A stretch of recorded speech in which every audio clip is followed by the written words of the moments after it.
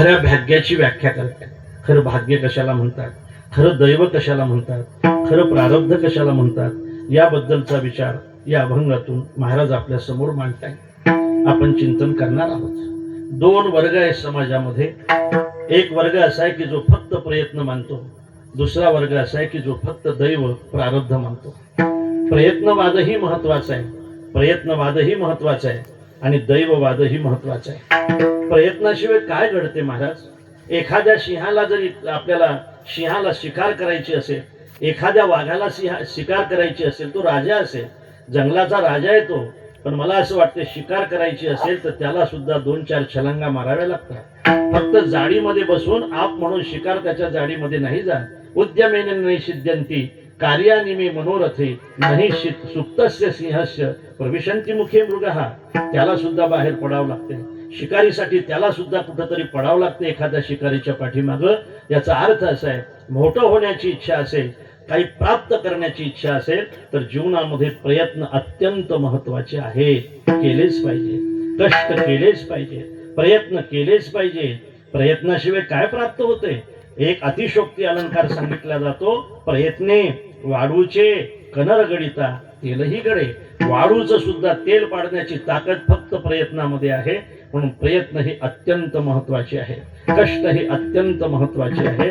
ह्या खेड्या गावामध्ये एवढे मोठे घर आम्ही जे पाहतोय ना, ते फक्त दैवाने नाही, ते फक्त दैवाने नाहीत उभे राहिले, ते फक्त भाग्याने नाहीत उभे राहिले. त्याच्या पाठीमागे प्रयत्न आहे. आपल्या बाप दादांचे कष्ट आहेत, आपल्या आई वडिलांचे कष्ट आहेत आणि म्हणून हे सगळे घरं आम्हाला मोठमोठे दिसतात. याचाच अर्थ असा आहे की त्याच्या पाठीमागे कष्ट अत्यंत महत्वाचे आहे. बघा, प्रयत्नवाद सांगत असताना माझे जगद्गुरु तुकोबाराय असं उदाहरण देत आहेत. महाराज असं म्हणतात, शिस ओतलेलं मंदिर आहे, दगडाचं बांधलेलं मंदिर आहे, हजारो वर्षापासून तेवत आहे आणि त्याच्या शेंड्यावर जर आपण पाहिलं, त्या शिखरावर जर आपण पाहिलं तर त्याच्यावर सुद्धा आपल्याला एखादं हिरवगार पिंपळाचं झाड दिसते, एखादं हिरवगार पिंपळाचं झुडूप आपल्याला दिसते. मला असं वाटते जो हिरवेपणा आहे ना, तो हिरवेपणा पाण्याचाच असतो ना, पाण्याचाच असतो हिरवेपणा. अरे वृक्षामध्ये जो हिरवेपणा आहे तो कशाचा आहे? पाण्याचाच आहे. रोपामध्ये जो हिरवेपणा आहे तो कशाचा आहे? तो पाण्याचाच आहे, पाण्याचाच हिरवेपणा आहे. मला असं वाटते ज्या अर्थी झाड हिरवं असेल त्या अर्थी त्याच्या मुळ्या नक्कीच कुठेतरी पाण्यापर्यंत पोहोचलेल्या आहेत. लक्षात येते ना आपल्या? लक्षात येते. याला अर्थापत्ती असं म्हणताय नाही का? अर्थापत्ती, प्रत्यक्ष, अनुमान, शब्द, उपमान, अर्थापत्ती आणि अनुपलब्धी असे 6 प्रमाण आहेत. अरे हा अर्थ आपल्याला दिसतो, समोर अर्थ दिसतो, तिथं जरी आपल्याला पाणी दिसत नसलं तरी झाड हिरवं आहे ना, नक्कीच या अर्थावर आपत्ती येऊ नये याच्यासाठी जे लावल्या जाते त्याला अर्थापत्ती असं म्हणतात. हिरवं आहे ना, नक्कीच याच्या मुळ्या कुठंतरी पाण्यापर्यंत पोहोचल्या असतील आणि म्हणूनच ते हिरवं आहे. मी तुम्हाला इथंच उदाहरण सांगतो. हे आमचे भाऊ आहेत. तुमचं नाव काय? सोपान भाऊ. तब्येत बरी आहे ना? आता सांगा, यांनी सोपान भाऊनी जर आपल्याला असं सांगितलं की मी अजिबातच जेवण करत नाही, पटेल का आपल्याला? यांनी सांगितलं, मी यांचं नाव नाही घेत, दुसऱ्यांचं, यांचं घेतो मुद्दा. यांनी जर आपल्याला असं सांगितलं भिवंडीवाल्याने की मी अजिबात जेवण करत नाही, पटेल का आपल्याला? का पटणार नाही? तब्येतवरून पटणार नाही. अरे हे जेवण करत नाही असं जर आपण म्हटलं तर या अर्थावर आपत्ती येईल ना, या अर्थावर आपत्ती येणार नाही. या अर्थावर येऊ नये आपत्ती याच्यासाठी जी लावल्या जाते त्याला म्हणतात अर्थापत्ती. अर्थापत्ती या अर्थावर आपत्ती. दिवान भुंगते आणि रातीनं हाणते, त्याचं उदाहरण आहे बरं का. आणि म्हणून पुढच्या अर्थावर येऊ नये आपत्ती याच्यासाठी जे लावल्या जाते त्याला म्हणतात अर्थापत्ती. एखादं हिरवगार झाड दिसत असेल तर नक्कीच त्याच्या मुळ्या कुठेतरी पाण्यापर्यंत पोहोचलेल्या आहेत. अरे पिंपळाच्या मुळ्या काय लोखंडाच्या असतात? पिंपळाच्या मुळ्या काय दगडाच्या असतात? पिंपळाच्या मुळ्या काय लाकडाच्या असतात महाराज? अत्यंत मऊ असतात त्या मुळ्या. अत्यंत मऊ मुळ्या खडकाला फोडून प्रयत्नाने जर पाण्यापर्यंत पोहोचत होत असतील तर आपण सुद्धा प्रयत्न करा. आपलं जीवन सुद्धा मोठं झाल्याशिवाय राहणार नाही. बोले मूळ भेदी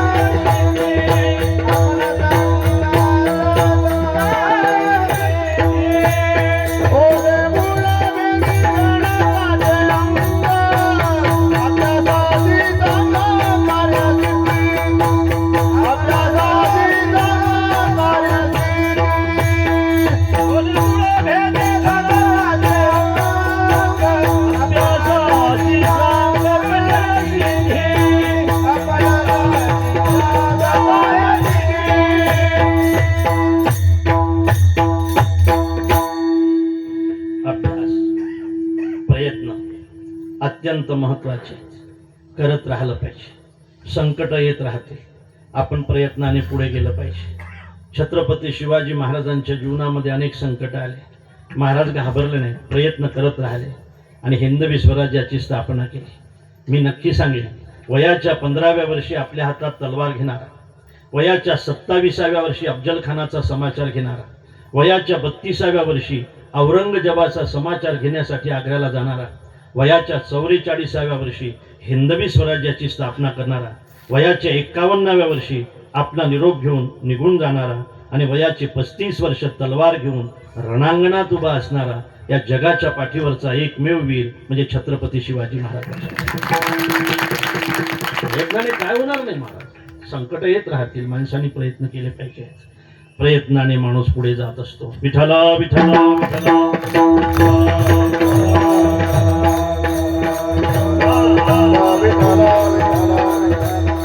बरं का, 2 वाक्य बोलून जाईल, महत्वाचे आहेत म्हणून.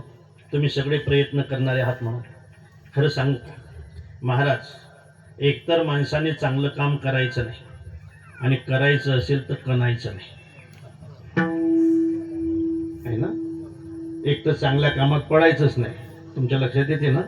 एक तर चांगलं काम करायचं नाही आणि करायचं असेल तर कणायचं नाही, करत राहायचं, साला करत राहायचं, बस मोकळ्या मनाने करत राहायचं. आणि दुसरं सांगतो, लोक अडचणीत आणतील, लोक अडचणीत आणतील, लोक विरोध करतील, तुम्ही चालत राहा, तुम्ही चालत राहा, तुम्ही चालत राहा. विरोध करणारी माणसं सुद्धा एक दिवस तुमच्या सोबत चालायला सुरुवात केल्याशिवाय राहणार. प्रयत्न केले पाहिजे. माझ्या समोर माझ्या भगिनी बसलेल्या आहेत, याच्यात काही सुना आहेत, काहींना सुना व्हायचं आहे. पण मला असं वाटतं की या गावातली सून ज्या वेळेला आपल्या सासरला जाईल ना, तिने आपल्यासोबत महाभारत न्यायचं नाही, रामायण न्यायचं आहे. महाभारत नाही न्यायचं बरं का, महाभारत लक्षात आलं ना, रामायण न्यायचं. रामायण महाभारत घेऊन जासाल ना तर दुसऱ्याच वर्षी त्याचे रिझल्ट भेटतील. सांगते तुम्हा वेगळे निघा. आणि रामायण जर घेऊन गेला तर नक्कीच काही दिवस तुमचे त्रासाचे जातील, पण भविष्यातले त्या घरातले सगळे दिवस तुमचेच असते, लक्षात ठेवा. महाभारत काय सांगते, महाभारत तोडायला सांगते, आणि रामायण काय सांगते, रामायण जोडायला सांगते. तोडणं महत्त्वाचं नाही, जोडणं महत्त्वाचं आहे. आणि म्हणून एखाद्या वेळेला तुमच्या आईच्या आग्रहामुळे, तुम्हाला आईचा आग्रह खूप असतो महाराज, हो आईचा, नाही नाही माझी मुलगी आहे ना चांगल्या घरात पडली पाहिजे. हो एक संबंध आला बरं का, आणि संबंध मग 50 लाख रुपये पॅकेज आहे मुलाला, 50 लाख रुपये पॅकेज आहे, 2 बंगले आहे, आणि तुम्ही काय नाही म्हणता, मला माझी पोरगी याच पोराला द्यायची.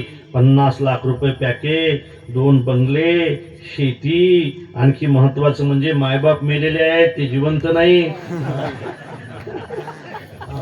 आणखी इतकं चांगलं असल्यावर तुम्ही काय म्हणता तिथं द्यायची नाही. अरे बाई, तो हे सगळं आहे, पण त्याला संध्याकाळी फुटाणे लागतात, संध्याकाळी फुटाणे लागतात.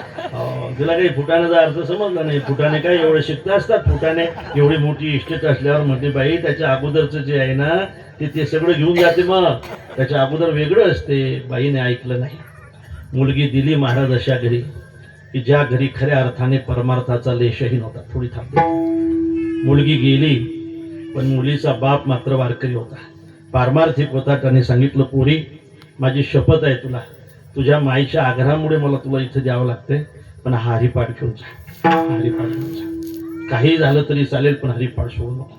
संध्याकाळी हरिपाठ घेतल्याशिवाय झोपू नको पोरी, हरिपाठ घेऊन जा. हरिपाठ त्या पोरीने सोबत नेला. मुलगी सुद्धा बापाच्या स्वभावावर होती, आणि त्या मुलीने हरिपाठ सोबत नेला, आणि बापाने शपथ घेतलेली आहे, रोज संध्याकाळी हरिपाठ घेत होती महाराज. हरिपाठ घेतल्याशिवाय झोपत नव्हती, हरिपाठ घेत राहिली. आणि कधी कधी तर तो बाहेरून यायचा आणि म्हणायचा की आपल्या घरात हे अजिबात चालणार नाही, असं म्हणायचा तो. आपल्या घरात चालणार नाही अजिबात असं म्हणायचा तो. एक दिवस पोरीच्या पाठीत त्याने लात मारली तरी चालेल, पण हरिपाठ सोडू नका. लात मारली तरी चालेल, पूजा सोडू नका. लात मारली तरी चालेल, त्या ठिकाणी सत्संग सोडू नका, नामचिंतन सोडू नका. मी शपथ घेऊन सांगतो, एक दिवस ते सगळं घर तुमच्या सोबत हरिपाठाला बसल्याशिवाय राहणार नाही. प्रयत्न नाही सोडायचे. राहायचे महाराज, प्रयत्न करत राहायचे माणसाने. प्रयत्नाने काय होणार नाही, काही होऊ शकते. अरे विषकी आहारी पडे, समुद्री पाय वाट जोडे, एकी वाक ब्रह्म थोकडे अभ्यासे केले. म्हणून अभ्यासाशी काही सर्वथा दुष्कर नाही. असाध्य ते साध्य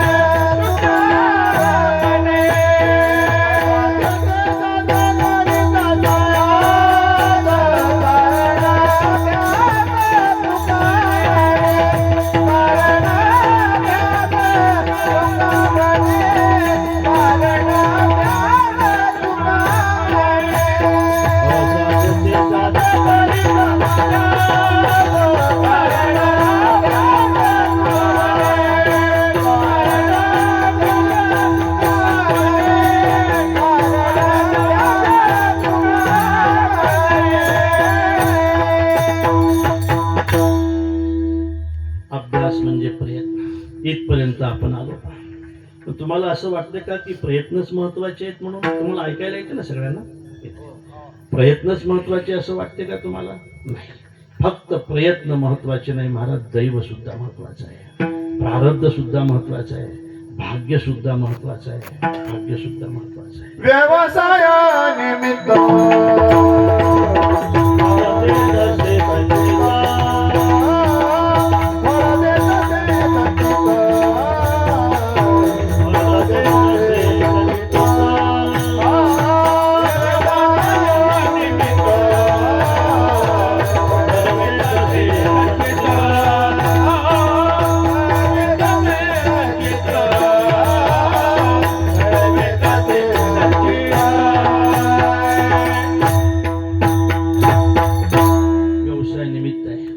प्रयत्न निमित्त आहे. फल जे भेटते ना त्याचं कारण संचित आहे, संचित आहे. सुपदार किती आहेत बँकेत?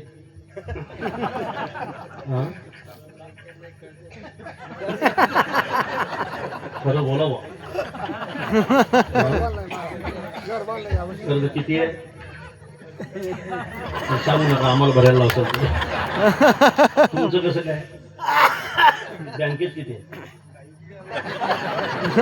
अरे मला पाहिजे नाही, फक्त सांगा तर खरी किती आहेत म्हणून. 0.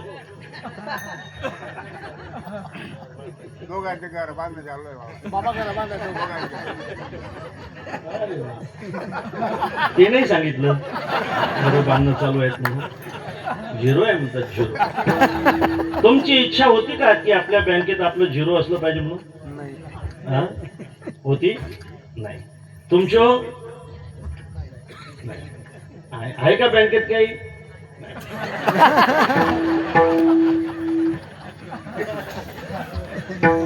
म्हणजे आपल्याजवळ भरपूर संपत्ती असली पाहिजे असं वाटत असून सुद्धा नाही. याचं कारण प्रयत्न नाही, दैव प्रारब्ध आहे. का रोग काही रोगिया, आवडे दारिद्र्य दरिद्रिया, परिभोगनेची बळिया अदृष्टी जेणे. विठ्ठला विठ्ठला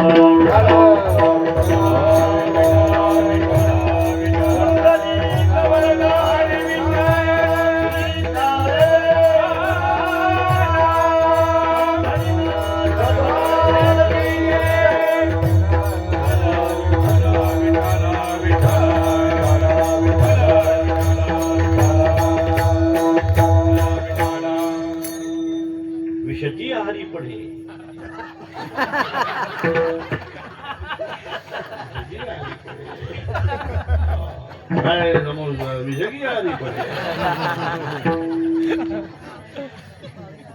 अभ्यासाने काय होणार नाही हे आपलं मत असलं तरी त्याला प्रारब्ध ही महत्वाचं आहे, त्याला दैव ही महत्वाचं आहे, त्याला भाग्यही महत्वाचं आहे महाराज. मला असं वाटतंय की माऊली म्हणतात, रोग काही रोगी माणसाला आवडतो, दरिद्रता काय दारिद्र्य माणसाला आवडते, पण नाही ना होत, दरिद्रीतून निघत नाही ना माणूस, याचं कारण आपलं दैव आहे. रडायचं असेल तर आपण आपल्या दैवाला रडलं पाहिजे, दुसऱ्याला दोष लावायचा नाही, आपलं दैव आहे. रामायणातला एक प्रसंग सांगून जातो, अत्यंत प्रेमाने ऐकताय तुम्ही. राम प्रभूला 14 वर्षाचा वनवास निश्चित झाला. 14 बरस राम बनवासी, तापस बेश विशेष दासी. 14 बरस राम बनवासी, सुनहु प्राण प्रिय भावत जी का, देहु एक बर भरत ही का, मागहु दूसर बर कर जोरी, पुरवहु नाथ मनोरथ मोरे. तापस भेष विशेष उदासी, 14 बरस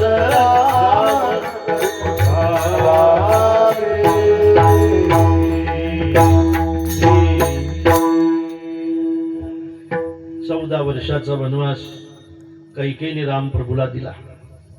रामप्रभू कौशल्याच्या भेटीला आले. कौशल्या मातेला ही बातमी सांगितली. कौशल्या मातेने धर्माचा स्वीकार केला आणि स्नेहाचा त्याग करून 14 वर्ष वनवासात जाण्यासाठी राघवला आज्ञा दिली. तुझे वडील आणि तुझी माय जर तुला वनवासात पाठवत असेल तर मी कोण दादा तुला अयोध्येमध्ये ठेवणार आहे? ते तुझी आई आहे, ते तुझे वडील आहेत. नक्कीच त्यांच्या मनामध्ये तुझ्याबद्दल काहीतरी चांगलं आहे म्हणून तुला त्यांनी वनवासामध्ये पाठवलं. कौशल्या मातेच्या सदनी रामप्रभू असताना लखनजीला ही बातमी समजली. लखनजी रागारागाने रामप्रभूकडे आले. ऐका, रागारागाने आले, रागारागाने आले, पायाचा आवाज करीत आले. दान दान दान दान दान दान असा पायाचा आवाज करीत आले. प्रभूच्या कानावर लखन आलाय हा आवाजाने सांगितलं. लखनजी आज दर्शन घेतलं नाही कुणाचं. लखनजी समोर उभे राहिले, अंगुली निर्देश केला, प्रभूकडे असं बोट दाखवलं आणि विचारलं, दादा मी ऐकतो ती गोष्ट खरी आहे? हा लखन खरी आहे. मी ऐकतो ती गोष्ट जर खरी असेल तर हा फार मोठा अन्याय आहे. हा लक्ष्मण आहे, खरंच आहे. अन्यायाला जर वेळीच प्रतिबंध नाही केला तर तो अन्याय शिरजोड होत जातो. बरोबर आहे ना, शिरजोड होत जातो. काही दिवसांनी अन्याय न्याय बनत असतो. दादा कोणाचं ऐकून वनवासामध्ये चाललात तुम्ही? त्या बापाचं ऐकून तुम्ही वनवासामध्ये जाणार? आईजी, अरे कैकेयीच्या काम वासनेने आपलं भान हरवून आपल्याच मुलाच्या हितावर निखारे ठेवण्यासाठी जो बाप धजावला असेल त्या बापाला जिवंत राहण्याचा सुद्धा अधिकार नाही दादा. अरे प्रोत्साहितो यं कैकेय्या संतुष्टो यदिन पिता अमित्र भूतो निसंगम बद्धताम, आणि बांधून जमत नसेल तर वध्यताम अपि. जो बाप देशाच्या विरोधात आहे, जो बाप देवाच्या विरोधात आहे, जो बाप धर्माच्या विरोधात आहे, तो बाप असला तरी बद्धताम, आणि बांधून जमत नसेल तर वध्यताम अपि. त्या बापाचं ऐकून तुम्ही वनवासामध्ये चाललात दादा. मी तुम्हाला वनवासात जाऊ देणार नाही. ज्याने तुम्हाला वनवास दिला असेल त्यांना अखंड वनवासामध्ये पाठवण्यासाठी मी या ठिकाणी आलो. फक्त आज्ञा द्या, त्यांना अखंड वनवासामध्ये पाठवून देईल. अरे जे पाऊल आता गादीवर पडणार होतं ते पाऊल वनवासात जाणार. जे गादीवर पडणारं पाऊल वनवासात जाणार. या अयोध्येच्या या सगळ्या आनंदामध्ये तुम्ही दादा वनवासात निघून जाणार नाही. मी जाऊ देणार तुम्हाला वनवासामध्ये. त्यावेळेला रामप्रभू म्हणतात की लक्ष्मणा, तुला कोणी सांगितलं रे की माझ्या वनवासाचं कारण माझी आई आहे म्हणून? एक वाक्य बोलू का? जिने वनवास दिला तिला माझी आई म्हणण्याची पद्धत रघुकुलामध्ये आहे, आणि म्हणूनच रघुकुलाची कथा आजही जिवंत आहे. तुला कोणी सांगितलं रे की माझ्या वनवासाचं कारण माझी आई आहे म्हणून? तुला कोणी सांगितलं रे की माझ्या वनवासाचं कारण माझे बाबा आहेत म्हणून? मग दादा तुमच्या वनवासाचं कारण आहे काय? त्यावेळेला प्रभूने सांगितलंय, माय कैकेयी ना दोषी नोहे दोषितात, राजकान कानन यात्रा सर्व कर्म जात खेळ चाललासे माझ्या पूर्व संचिताचा पराधीन आहे जगती पुत्र मानवाचा दोषना गुणाचा पराधीन आहे जगती पुत्र मानवाचा दोषना गुणाचा. माझं दैव आहे, माझं प्रारब्ध आहे, मला वनवासामध्ये जावं लागेल. आता ऐका लखनजी काय म्हणताय. प्रारब्ध म्हणताय दादा तुम्ही, दैव म्हणताय दादा तुम्ही. अरे किं नाम कृपणम दैवम अशक्यम अभिशंकसे विक्लभो वीर्यहीनो मग दैवम पर्युपासते. दैवाची उपासना कोण करते बा दादा? अरे ज्याच्या मनगटामध्ये जोर नाही ते दैवाची उपासना करत असतात. ज्यांच्या हातामध्ये शस्त्र नाही ते दैवाची उपासना करत असतात. जे क्षत्रिय नाही ते दैवाची उपासना करत असतात. दादा तुम्ही दैव मानताय. दैव दैव इच्छा खूप असतात आणि ज्या वेळेला पूर्ण होत नसतात प्रयत्नाने त्यावेळेला ती माणसं दैव मानत असतात. त्यांच्यामुळे दैव तयार झालेलं आहे. दादा तुम्ही दैव मानताय. होऊन जाऊ द्या तुमचा दैववाद आणि माझा प्रयत्नवाद. मी तुम्हाला हरवल्याशिवाय राहणार नाही. मी तुम्हाला वनवासामध्ये नाही जाऊ. दैव मानताय तुम्ही. दैव पराधीन आहे जगती पुत्र मानवाचा दोष ना कुणाचा. किं नाम कृपणम दैवम कशासाठी? अशक्यम अभिशंकसे विक्लभो वीर्यहीनो मदैवम पर्युपासते. ऐकताय दादा तुम्ही. प्रभू हे दैववादी आहेत, लखनजी हे प्रयत्नवादी आहेत. मला असं वाटतं की रामप्रभूला 14 वर्ष वनवासात जावं लागते. प्रयत्न समोर असून सुद्धा वनवास चुकला नाही. हे दैव आहे. विठला विठला विठला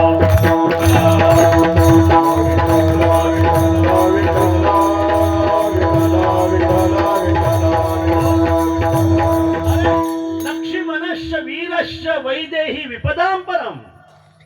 लक्ष्मणासारखा वीर सोबत असून सुद्धा जानकीला 6 महिने लंकेमध्ये राहावं लागलं. हे दैव नाही. लक्ष्मण त्याचा पूर्वार्ध मला आठवत नाही. बघा तुम्हाला आठवत. लक्ष्मणश्च वीरश्च वैदेही विपदां परम. रामप्रभू सारखे जगन्यंता सोबत असून लक्ष्मणासारखा वीर सोबत असून सुद्धा जानकीला लंकेमध्ये राहावं लागलं. याला काय मानणार तुम्ही? याला प्रयत्न मानणार का दैव मानणार तुम्ही? दैव मानणार. दैव मानावंच लागतंय. बरोबर आहे ना माझं? ऐकताय ना तुम्ही?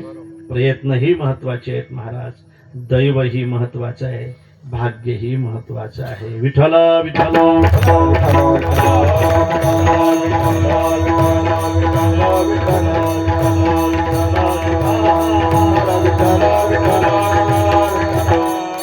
प्रयत्न खूप करा. मुद्दाम तुमच्याकडे बोट करून सांगतोय.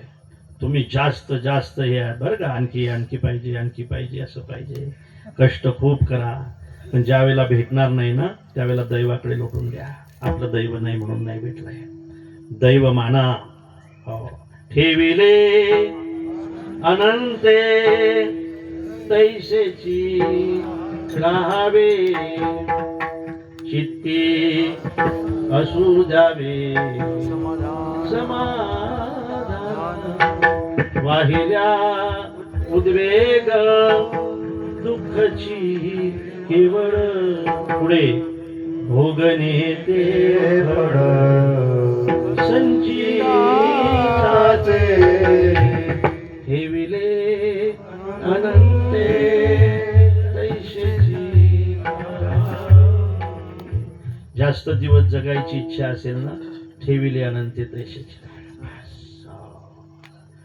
दरवर्षीच केळीला भाव नसतात भेटत. मागल्या वर्षी खूप होते. किती होते मागल्या वर्षी? 3000 होते. या वर्षी 300 रुपये. ठेविले अनंते. अब काय करता बरं? काय करता काय? अनंताने ठेवलं तसं नाही राहत तर मग करता काय सांगा ना. काय करताय? आणि म्हणून दैव आहे मानलं पाहिजे. चला इथपर्यंत आपण आलो. विठ्ठल विठ्ठल विठ्ठल.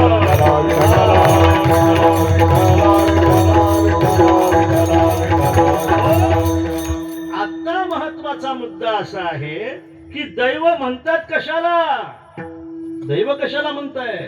किती बँकेत किती आहेत मग? समजा असते तर तुम्हाला दैववान म्हटलं असतं काही लोकांनी. बापरे बँकेत 1 कोटी रुपये, दैववान आहे नाही का. बाकी ठीक आहे ना.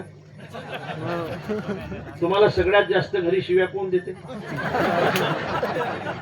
मला यांना विचार लागेल मग जास्त कोण बोलते बा. बोला ना बायको म्हणा फटका बोलते का.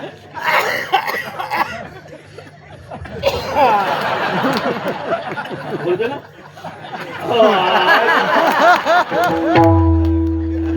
काय म्हणते तुम्हाला काय कळत नाही म्हणजे ना. सांगा ना. हा कळत नाही असं म्हणते. आणखी काय म्हणते. कळत नाही. आणखी काय म्हणते. अक्कल नाही. बरोबर आहे नाही. अक्कल नाही बरोबर आहे ना.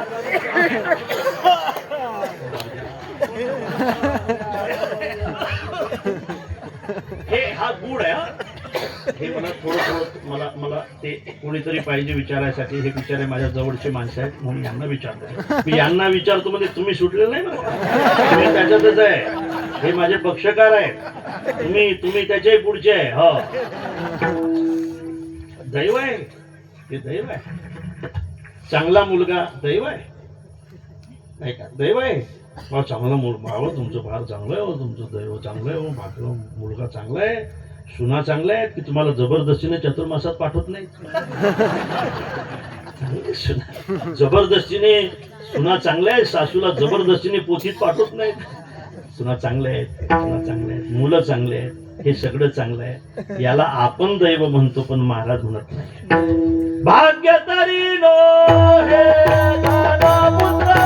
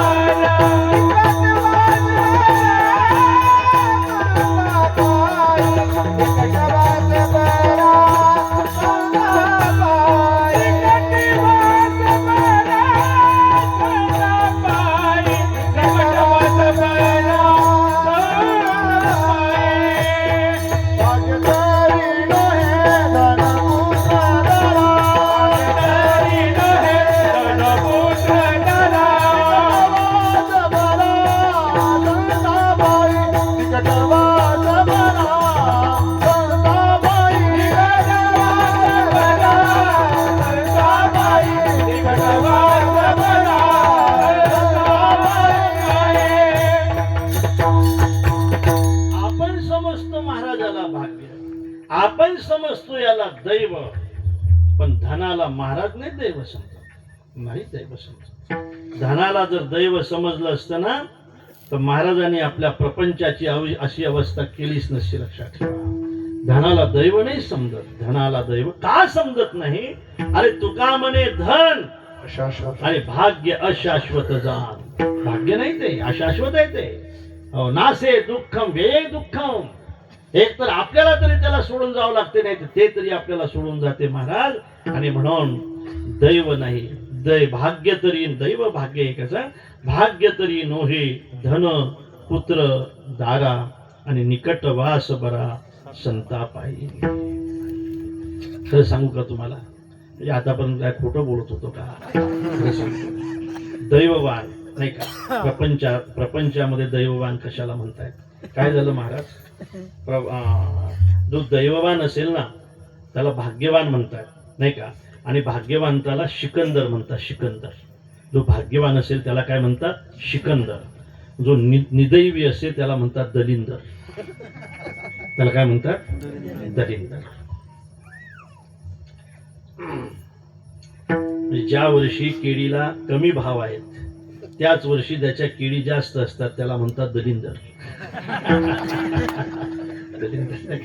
अहो किती काम करून ज्याच्या पदरामध्ये काहीच फल भेटत नाही त्याला काय म्हणतात? दलिंदर. पण काहीच न करता खूप भेटते त्याला म्हणतात शिकंदर. शिकंदर दोन आहेत पहा. काय झालं, एक दलिंदर माणूस एका गावामध्ये राहत होता. त्याचं गाव समुद्राच्या काठावर होतं आणि त्या ठिकाणी त्याने विचारलं की महाराज खूपच गरिबी आहे हो, मी काय केलं पाहिजे? एका माणसाने त्याला सांगितलं का समुद्र जवळ आहे, समुद्रामध्ये मोती असतात. मोती समुद्रामध्ये काय असतात? मोती असतात. तुझा डुबकी लागाव म्हणजे खाली बुडी मार आणि आंधुडीभर मोती काढून घे आणि तुझं खरं म्हणजे सगळं उजाळून जाईल. मोती आहेत ते मोती. त्याला इथे खरं वाटलं. तो गेला महाराज आणि समुद्रावर गेला. असं म्हणतात दलिंदर चले समंदर. दलिंदर होता बिचारा, काय करावं? दलिंदर चले समंदर, भाग्य निकले साथ. भाग्य त्याच्या सोबत निघालं. दलिंदर चले समंदर, भाग्य निकले साथ आणि मोती के लिए डुबकी लगाई, शंख लगे हात. मोत्यासाठी बुडी मारली, त्याच्या हातात शंख आले. दुसरा होता शिकंदर महाराज. शिकंदर शिकंदर. हो पुढे ऐका आता. शिकंदर चले तट्टी को.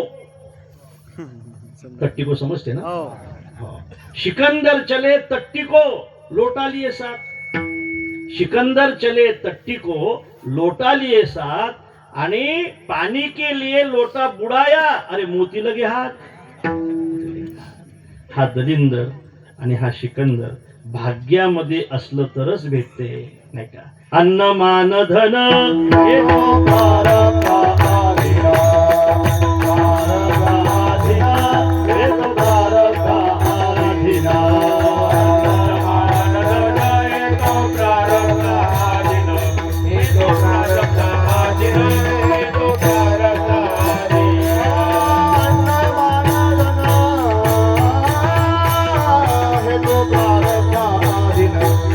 भारता आधिरा, हे तो भारता आधिरा.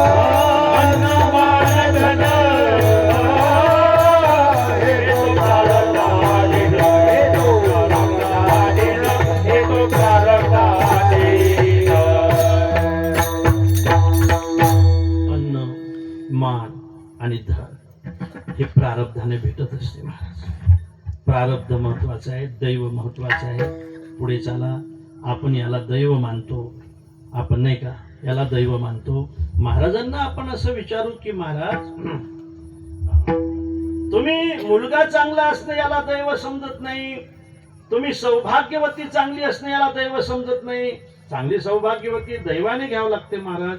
एक माणूस काय झालं, भाऊ शँडल घ्यायला गेला दुकानावर. शँडल समजते ना आपल्याला? शँडल घ्यायला गेला आणि शँडल घ्यायला गेला आणि तो दुकानदाराला म्हटला एक चांगली मजबूत शँडल द्या. तुम्ही ऐकताय ना सगळे?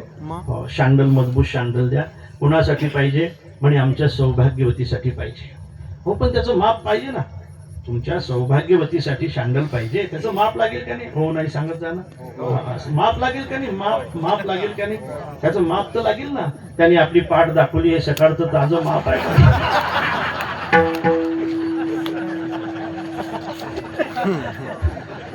तुमच्या काही लक्षात आलं का नाही?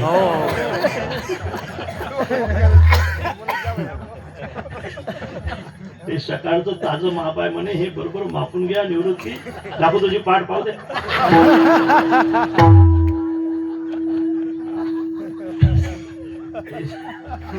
सकाळचं ताजं माप आहे म्हणे, या मापाची शँडल द्या. याला आपण निदैवी म्हणतो, पण मला असं वाटतंय की बिचारी जे अनुकूल असेल त्याला आपण भाग्यवान म्हणतो. मग महाराज तुम्ही याला दैव समजत नाही, तुम्ही याला दैव समजत नाही. राव आमच्या बँकेमध्ये इतके पैसे आहेत, तुम्ही याला दैव समजत नाही. आम्ही राव इतकं सगळं आमचं एवढं मोठं काम आहे, याला तुम्ही दैव समजत नाही. तर मग तुम्ही दैव म्हणता कशाला? जाने बंदीचा जीवा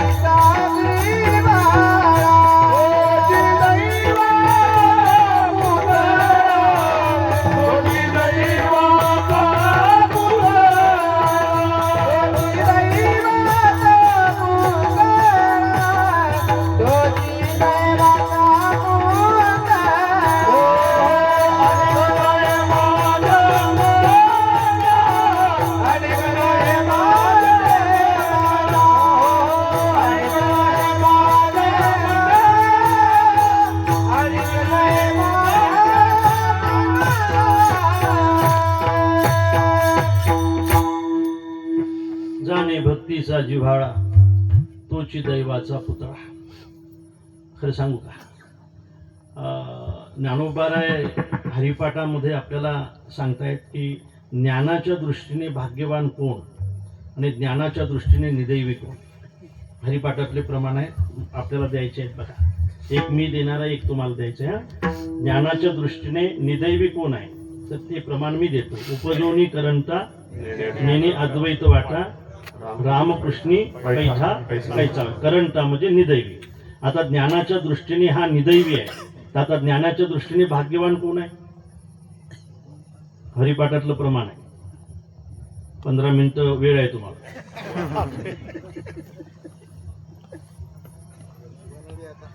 मोक्ष रेखे आला तो भावी नाताला. मोक्ष रेखे आला भावी नाताला. मोक्ष रेखे आला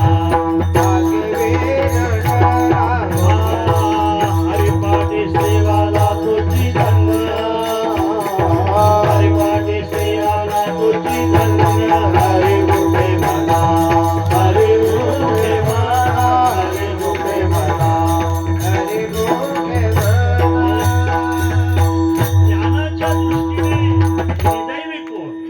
आणि ज्ञानाच्या दृष्टीने भाग्यवान कोण हे आम्ही बघा करून घेतलंय. आता तुमची पाळी आहे. आता सांगा भक्तीच्या दृष्टीने निदैवी कोण. हरिपाठ पाठ आहे ना. भक्तीच्या दृष्टीने करंटा कोण. ते ज्ञानाच्या दृष्टीने झालं.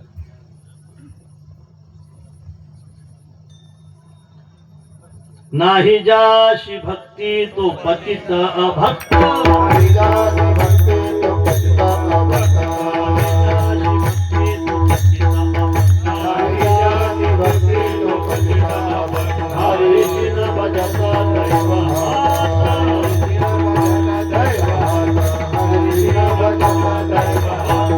नाही जाशी भक्ती तो पतित तो अभक्त. हरीशी न भजत दैव हत. त्याचं दैव मेलेलं आहे. हा निदैवी आहे. आता तुमची पाळी संपली. आता तुम्ही हरिपाठ पाठ आहे ना. आता भक्तीच्या दृष्टीने दैववान कोण आहे. वा रे वा. जायचं ना ऐकायचं चाललं जायचं घरी. वा असं नाही जमत. भक्तीच्या दृष्टीने दैववान कोण आहे. आता 15 मिनिट वेळ आहे तुम्हाला.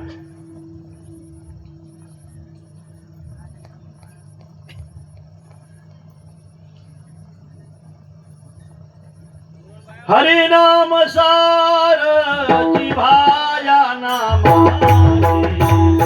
माझ्या देवाची कोणवाणी. माझ्या देवाची कोणवाणी.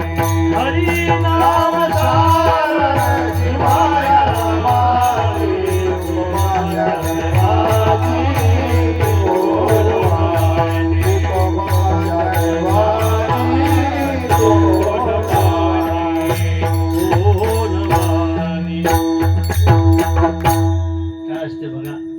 विचारल्यानंतर विषय तुमच्या लक्षात चांगला राहतो.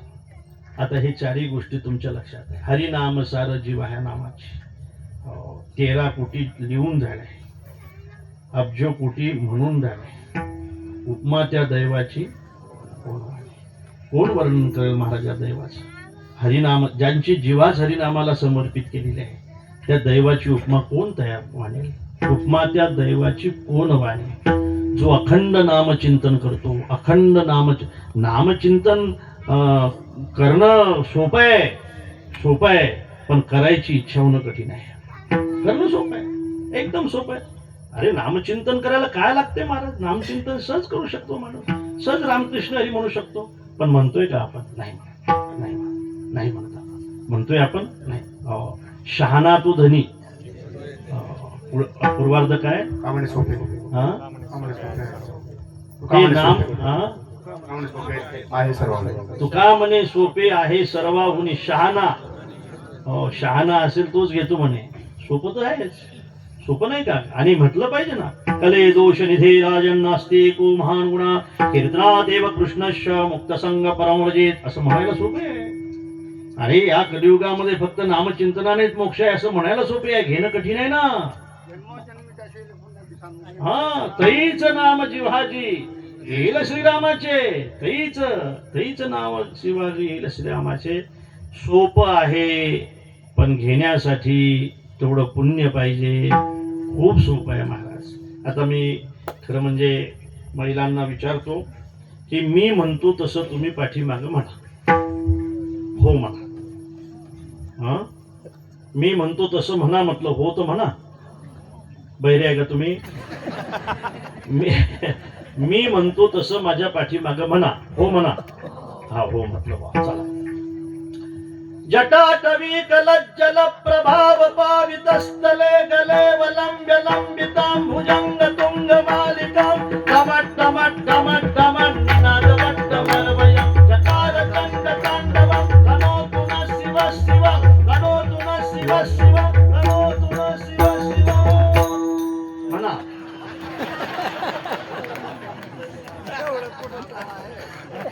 हो म्हटलं मग म्हणता आलं का? कशाला भानगडीत पडता? कशाला भानगडीत पडता? ते नाम सोपे रे रामकृष्ण गोविंद. ते नाम सोपे रे रामकृष्ण गोविंद. जपेसी सत्कार आपले आदे वाजेसी सत्कार आपले आदे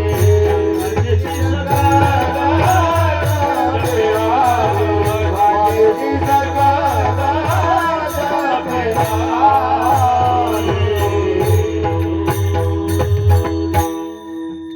तुम्ही म्हणताय का मी म्हणतो तसं? अरे हो तो म्हणा. सोबदार म्हणतील आमची.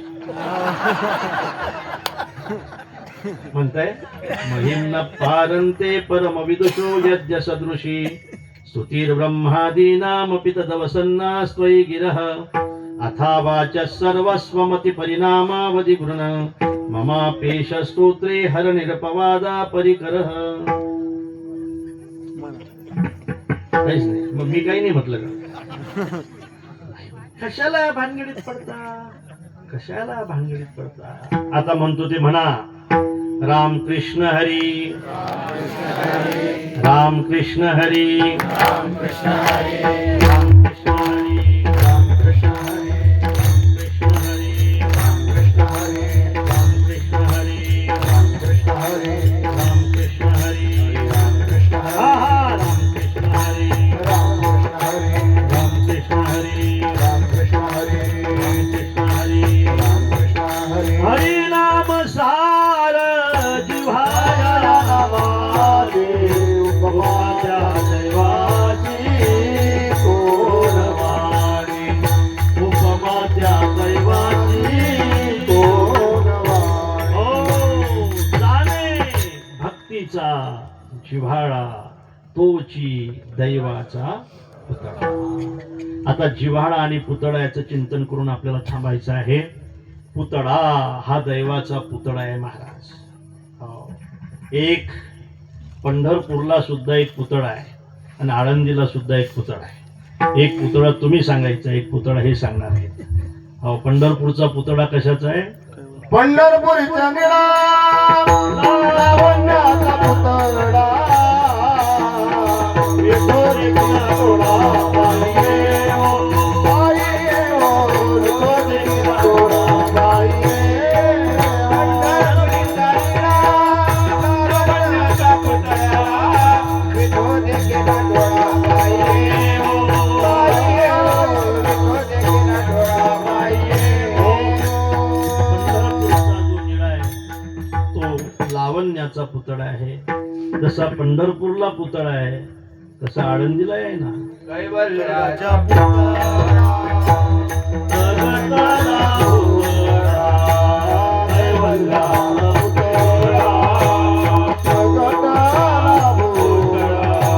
चैतन्याचा जिव्हाळा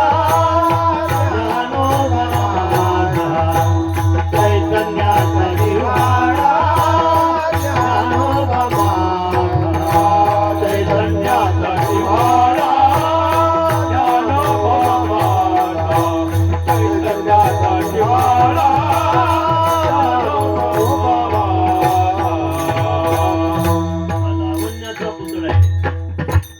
कैवल्याचा पुतळा आहे आणि हा दैवाचा पुतळा आहे. जाणे भक्तीचा जिव्हाळा. आता जिव्हाळा हा विषय पाहून आपण थांबणार आहोत. जिव्हाळा कशाला म्हणतायत महाराज? जिव्हाळा फार वेगळा असतो.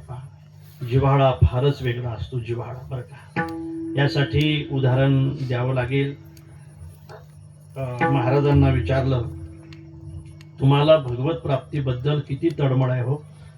महाराज असं सांगतायत, उदाहरणाने सांगतायत, मला प्रभू प्राप्तीबद्दल इतकी तळमळ आहे, तुम्हाला काय सांगावं. उदाहरणाने सांगतोय बघा तुम्हाला. कन्या सासुर्याशी जाये, मागे परतोनी पाहे, तैसे झाले माझ्या जीवा, आणि केव्हा भेटसी केशवा. पूर्वीचा काळ होता. पूर्वी एक एक वर्ष माईची भेट होत नव्हती, बरोबर आहे ना. एक एक वर्ष माईची भेट होत नव्हती. त्यावेळेला काही फोन नव्हते महाराज. पूर्वीच्या काळी फोनही नव्हते. 50 वर्षाच्या अगोदर फोनची व्यवस्था नव्हती. मोबाईलची तर अजिबातच नव्हती. आणि पत्र होते, 8-10 दिवसाने भेटायचं, कधी भेटतही नव्हतं. अशी परिस्थिती होती. आणि मुलीला सगळ्यात जास्त आठवण जर कोणाची येत असेल तर ते आपल्या माईची येत होते. 15व्या वर्षी, कधी 16व्या वर्षी, 18व्या वर्षी घर सोडलेलं मायेला सोडून. महाराज मायेला सोडलं, आपलं माहेर सोडलं, आपलं नावही सोडून दिलं, आपलं आडनावही सोडलं. आणि खऱ्या अर्थाने ज्या घराचा दरवाजा माहीत नाही, त्या घरामध्ये जीवन कटण्यासाठी ज्यावेळेला पोरगी येते ना, त्यावेळेला मला असं वाटते ते सगळ्यात जास्त आठवण जर कोणाची करत असेल तर ते माईची करत असते. मला खरं सांगा माझ्या मातांनो, ज्यांची बिचाऱ्याची जिवंत असेल ती भाग्यवान आहे ती मुलगी. पण ज्यांची आई गेली असेल, खरं सांगा, जोपर्यंत तुमची माय माहेरामध्ये जिवंत होती तोपर्यंत तुमचं माहेर तुमच्यासाठी कसं होतं? फार वेगळं होतं महाराज. माय फारच वेगळी असते. मी लहान आहे घरामध्ये, मला माहीत आहे, मला आठवते की माझ्या बहिणी आल्यानंतर रात्र चर्चा चालायची महाराज. काय बोलत होत्या बिचारा माहीत नाही. मी झोपलेला असायचो, रात्रभर चर्चा करत बसायच्या. मला असं वाटतं की माय गेल्यानंतर माहेरची मायाच जाते बघा.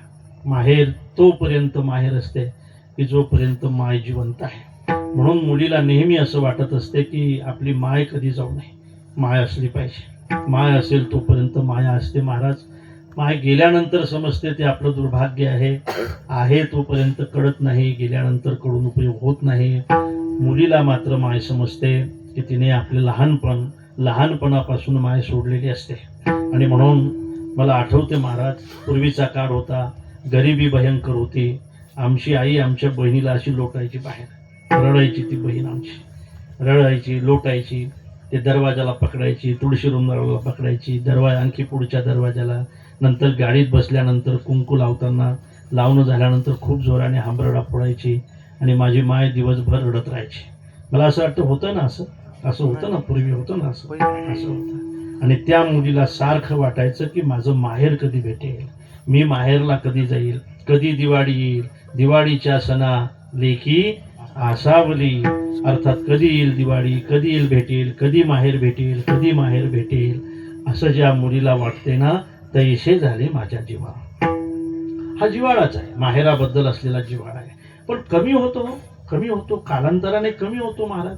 मुलीचा नाही कमी होत पण भावाचा कमी होतो ना, मुलीचा नाही कमी होत पण माहेरचा कमी होतो ना. हा, बहीण श्रीमंत असली तर भाऊ किंमत देतो, पण बहीण गरीब झाली तर भाऊ विसरतो ना, बऱ्याचदा विसरतो ना. बहीण जर गरीब झाली तर भाऊ दिवाळीची आठवण ठेवत नाही बऱ्याचदा.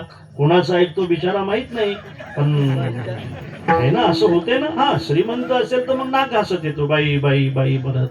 पण गरीब असेल तर तो दिवाळीची सुद्धा आठवण ठेवत नाही. आणि भाऊच जर आठवत नसेल तर मुलगी सुद्धा तिथं जाण्याची एखाद्या वेळेला कंजूशी करते. मायबाप नाही, भाऊ विचारत नाही, काय जावं बाई माहेरामध्ये जावं वाटतंय, पण काय भाऊच विचारत नाही. गेल्यानंतर विचारतो की बाई आता दुपारची गाडी आहे, तू निघून जा. मग आता काय करणार, त्या माहेरामध्ये जावं वाटते, पण जिव्हाळा कमी होतो का नाही? एका बाजूने तरी जिव्हाळा कमी होतो ना.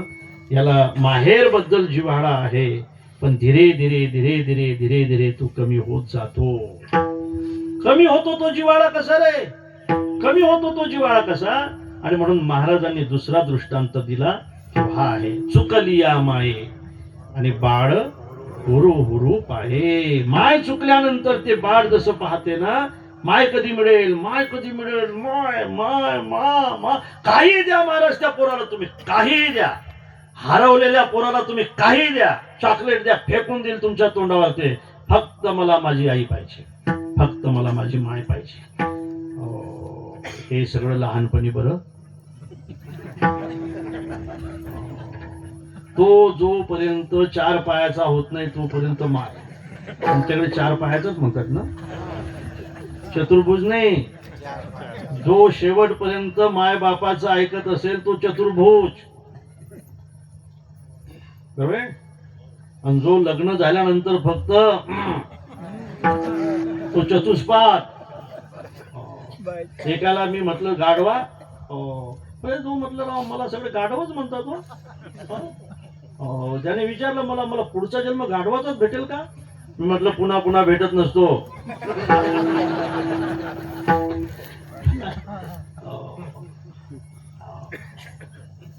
चुकला मुलगा जसा फक्त आई आई मा मा करत राहतो महाराज. आई भेटल्यानंतर नंतर नंतर त्याचा सुद्धा जिव्हाळा कमी होतो. होत नाही का? खरं सांगा, तुम्ही तुमच्या मुलाला जितकं सांभाळलं तितक्या प्रेमाने बोलतायत का? भाग्यवान असाल तर काही हरकत नाही. किती सांभाळावं लागतं महाराज पोराला. असं बाजूनं टाकलेलं असतं, 4-5 महिन्याचं असतं बघा, फक्त 4-5 महिन्याचं. माय किती प्रेमाने बोलते त्याच्याशी, बोलते का नाही? काय समजते त्याला, काय समजते त्याला? माझे भांडे राहिले दादा, काही समजते त्याला? बोलते का नाही? माझं धुणं राहिलं, बोलते का नाही? बोलते. माझं धुणं राहिलं, आता माझं छकुलं झोपणार आहे, माझं नाही का काय असेल त्याचं नाव पिंटू आता छान छान झोपणार आहे, बोलते का नाही? अरे हेच माय बोलते असं नाही, ते सुद्धा माय बोलत होती. माझे अचुरे बचुरे छकुले माझे अछुरे बछुरे चतुरे माझे अछुरे बछुरे माझे अछुरे बछुरे चतुरे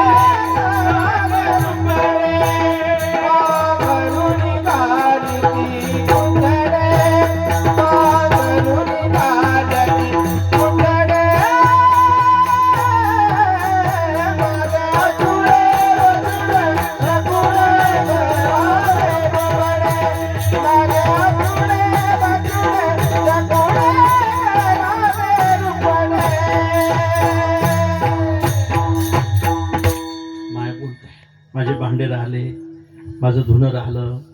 आणखी बोलते, तुझे पिता घरी येणार आहेत, पिता पिता घरी येणार आहेत, तुझे पिता तुझे पिता पिता पिता घरी येणार आहेत, तुझे पिता. त्यांच्या अंगावर थंडगार पाणी टाकायचं आहे मला. माय अत्यंत प्रेमाने जिव्हाळा तिचा जन्मभर आहे, पण मुलाचा कमी होतो, याला जिव्हाळा नाहीत म्हणा. आणि आता ऐका जिव्हाळा कशाला म्हणतात. आता ऐका, शेवटचं उदाहरण आहे. काळा माशाला त्या पाण्याच्या बाहेर काय तळपतो महाराज, काय तळपतो. बापरे, भयंकर. बघा तो मासा किती तळपतो. तो कशासाठी? तुपासाठी नाही तळपत. जीवना वेगळी माधुरी तैसा तुका तळमळी तैसा तुका तळमळी तैसा तुका तळमळी जीवना वेगळी माधुरी तैसा तुका तळमळी तैसा तुका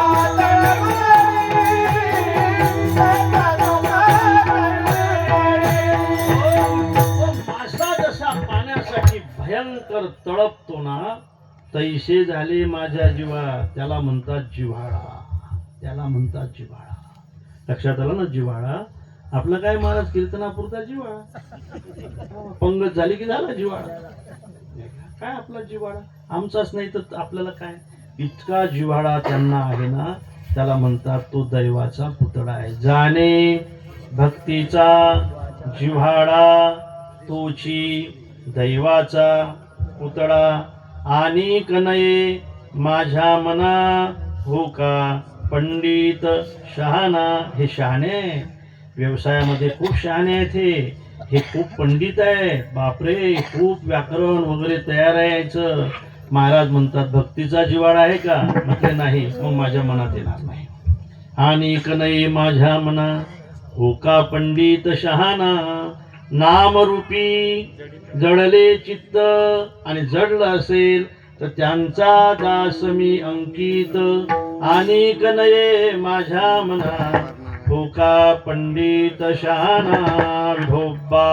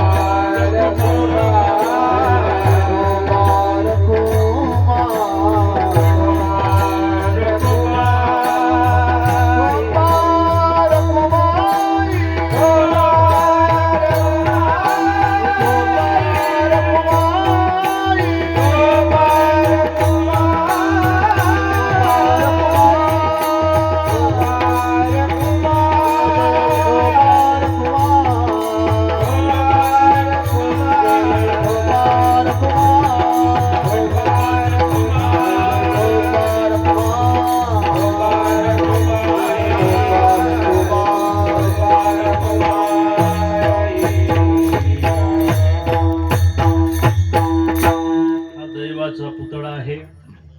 माझ्या मनात यावं असं वाटत असेल तर खऱ्या अर्थाने दुसरा माझ्या मनात येणार नाही, पंडित असो वा शहाणा असो. अनेक नाही माझ्या मना टोका पंडित शहाणा.